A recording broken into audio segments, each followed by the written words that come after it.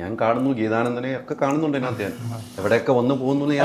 അതല്ലാതെ തന്നെ ഇപ്പം നമ്മൾ മറ്റൊരു ഇന്റർവ്യൂവിൽ പോകുമ്പോൾ ഇതൊന്നും ബന്ധമില്ലാതെ ഒരു പോലീസ് ഓഫീസർ ഒരു പോലീസ് ഇൻസിഡൻസ് ട്രെയിലറിൽ തന്നെയുള്ള എൻ്റെ ഒരു സീനിയർ ഓഫീസർ പിടിച്ചു മാറ്റി എടുത്ത് എന്റെ തന്തയുടെ പ്രായമുള്ള എന്ന് വെച്ചിട്ട് അപ്പം ആ ഇന്റർവ്യൂവിൽ മറ്റൊരു ഇൻസിഡന്റ് അത് നടന്നിട്ടുണ്ട്. നമ്മുടെ സൺകുമാർ അതാ പറയാ വെച്ച് പല വലിയ ചർച്ച നടന്നാണ്.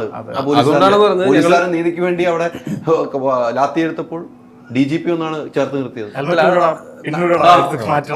എന്താ വെച്ചാൽ അതാണ് ഞങ്ങൾ നേരത്തെ പറഞ്ഞത്. ഇത് ഒരു സിനിമയുടെ സീൻ ഷോട്ട് ബൈ ഷോട്ട് പുനരാവിഷ്കാരം അല്ല. ഇത് അങ്ങനെ ഒരു ഇൻസിഡന്റിന്റെ പുനരാവിഷ്കാരം അല്ല. ഈ സിനിമയിൽ പല inspired from a true event അല്ല, true events, many true events. ഹൈദർക്ക് അങ്ങനെ സിനിമ ചെയ്യാൻ പറ്റുള്ളൂ. നിങ്ങൾ പറയുന്ന പോലെ ഒരു പ്രത്യേക വിഷയത്തിലേക്ക് അതിനെ കൊണ്ട് കെട്ടിക്കഴിഞ്ഞാൽ അതിന് ആ സിനിമയ്ക്ക് ഗുണം ചെയ്യില്ല. ഞാൻ കിട്ടിയില്ല, ഞാൻ കിട്ടിയിട്ടില്ല. നിങ്ങൾക്ക് അതിൽ പ്രത്യേക സംഭവം അല്ല, ആളറോ അല്ല, ഒന്നുമല്ല. നിങ്ങൾ കണ്ടിട്ട് തീരുമാനം കേസ് സമരം അന്ന് നമുക്ക് ഇവരെ ഒന്ന് പിടിച്ചെടുത്താം പോരെ. ഞാൻ ഒന്നിലേക്ക് അല്ല, നമുക്ക് ഈ പറഞ്ഞ പോലെ നമ്മൾ കണ്ടുപരിചിതമായിട്ടുള്ള കാര്യങ്ങൾ വെച്ചിട്ടാണ്. അല്ലെങ്കിൽ പിന്നെ ഫാന്റസി പടം മാത്രം ചെയ്യാൻ പറ്റില്ല. തീർച്ചയായിട്ടും നമുക്ക് നമ്മുടെ ജീവിതത്തിലെ എക്സ്പീരിയൻസസോ അല്ലെങ്കിൽ നമ്മൾ കണ്ടിട്ടുള്ളതോ കേട്ടിട്ടുള്ളതോ ആലോചിച്ചിട്ടുള്ളതോ ആയിട്ടുള്ള കാര്യങ്ങളൊക്കെ വെച്ചിട്ടാണല്ലോ നമ്മൾ സിനിമകളും ഒക്കെ സൃഷ്ടിക്കുന്നത്. എല്ലാ സിനിമകളിലും അങ്ങനെയല്ലേ ഫിക്ഷണൽ ക്യാരക്ടേഴ്സ് ഉണ്ടാവുന്നത്. ആ ഫിക്ഷണൽ പിന്നെ ശൂന്യതയിൽ നിന്ന് സൃഷ്ടിക്കുന്നതല്ലോ.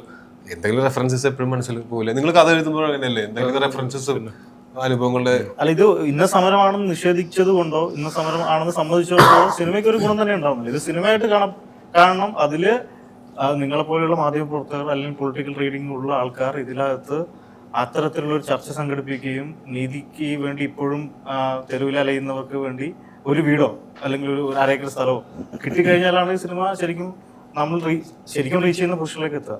അതായത് മുൻവിധികളില്ലാതെ ഈ സിനിമ കാണുകയും ഈ സിനിമയിൽ നമ്മൾ മുന്നോട്ട് വെക്കുന്ന ആശയം ആൾക്കാർക്ക് മനസ്സിലാവുകയും ചെയ്യുക എന്നുള്ളതാണ് നമ്മൾക്ക് ഏറ്റവും പ്രധാനമായിട്ടുള്ള ആവശ്യം. അല്ലാതെ നമ്മൾ വേറെ ഒന്നിന്റെയും പോസ്റ്റ്മോർട്ടം സത്യസന്ധമായ സമീപനമാണ് സിനിമ കാണുമ്പോൾ. അല്ല, മുൻവിധികളൊന്നും ഇല്ലാതെ സിനിമ കാണുമ്പോഴാണ് നമുക്ക് സിനിമ വിലയിരുത്താൻ പറ്റുള്ളൂ. ആ മുൻവിധികൾ ഇല്ലാതിരിക്കുമ്പോൾ എനിക്ക് കുറച്ച് മുൻവിധികൾ ഉണ്ടായിപ്പോയി. അതുകൊണ്ടാണ് ഞാൻ ഇങ്ങനെ ചോദിച്ചത്. ആ മുൻവിധികളോട് ഞാൻ സിനിമ കാണുകയും ചെയ്യും. പക്ഷേ ഞാൻ പറഞ്ഞതൊക്കെ ആണോ എന്ന് ഞാൻ കണ്ടിട്ട് നിങ്ങളെ അറിയിക്കുകയും ചെയ്യും. എനിക്ക് ഇന്നും ഓർക്കണം, ഞാൻ മുത്തങ്ങായി പോയപ്പോൾ ഒരു ആദിവാസി സ്ത്രീ പറഞ്ഞൊരു അതെൻ്റെ തലയിൽ ഇപ്പോഴും ഉണ്ട്. അന്ന് സമരത്തിനും എൻ്റെ മക്കൾക്ക് കിടക്കാൻ കുടിലില്ലാത്തത് കൊണ്ടാണ് ഞാനന്ന് പോയത്. ഒരമ്മ വേദനയോട് പറഞ്ഞ കാര്യം എനിക്കിപ്പോഴും ഓർക്കുന്നുണ്ട്. അങ്ങനെയാണ് അമ്മ സമരത്തിനുമാണ്, മക്കൾക്ക് കിടക്കാൻ ഒരു കുടിലില്ല, അതുകൊണ്ട് ഞാൻ സമരമുഖത്തേക്ക് പോകുന്നു എന്നാണ് പറഞ്ഞത്. അപ്പോൾ ആ ആദിവാസികളുടെ ജീവിതം എന്തൊക്കെയായിരുന്നു നമുക്ക് അറിയാതെ പറഞ്ഞു പോകാം. പക്ഷേ സിനിമ കണ്ടതിന് ശേഷം ഈ സിനിമ നീതിക്ക് വേണ്ടിയുള്ള പോരാട്ടമാണോ എന്ന് നമുക്ക് കണ്ടറിയാം. സിനിമ സൂപ്പർ ഹിറ്റ് ആകട്ടെ. ഈ സിനിമയുടെ കൂടെ യാത്രയിലുണ്ടാകും. ഞാൻ പറഞ്ഞ കാര്യങ്ങൾ ഒന്നും കൂടെ റിലീസ് ചെയ്തിട്ട് ഒന്നിരിക്കേണ്ടതായി വരും. ഇരിക്കുകയും ചെയ്യണം, ചർച്ച ചെയ്യുകയും ചെയ്യണം. ഉറപ്പല്ലേ? തീർച്ചയായിട്ടും. അടുത്ത എഡിറ്റിംഗ് ദുബായിൽ പോലെ അമേരിക്ക പോകണം. അമേരിക്ക കൊണ്ടുപോകുന്ന ഒരു പ്രൊഡ്യൂസറാണ്. ടിപ്പുവിൻ്റെ അടുത്ത് തന്നെ പറയേണ്ടി വരും. അമേരിക്കൻ പ്രൊഡ്യൂസേഴ്സിനൊക്കെ പരിചയമുണ്ടല്ലോ. Ultra modern kitchen devices. ഒരു കിച്ചണിൽ വേണ്ട എല്ലാ ലേറ്റസ്റ്റ് ബ്രാൻഡുകളും ഇവിടെയുണ്ട്. ലോകോത്തര ബ്രാൻഡുകൾ, original products, wide range. MyG future. WhatsApp വഴി ഇംഗ്ലീഷ് പഠിക്കാൻ ഇംഗ്ലീഷ് കഫേ ഉള്ളപ്പോൾ ഇംഗ്ലീഷ് ഒരു വിഷയമേ അല്ല. English cafe, we present you the perfect English.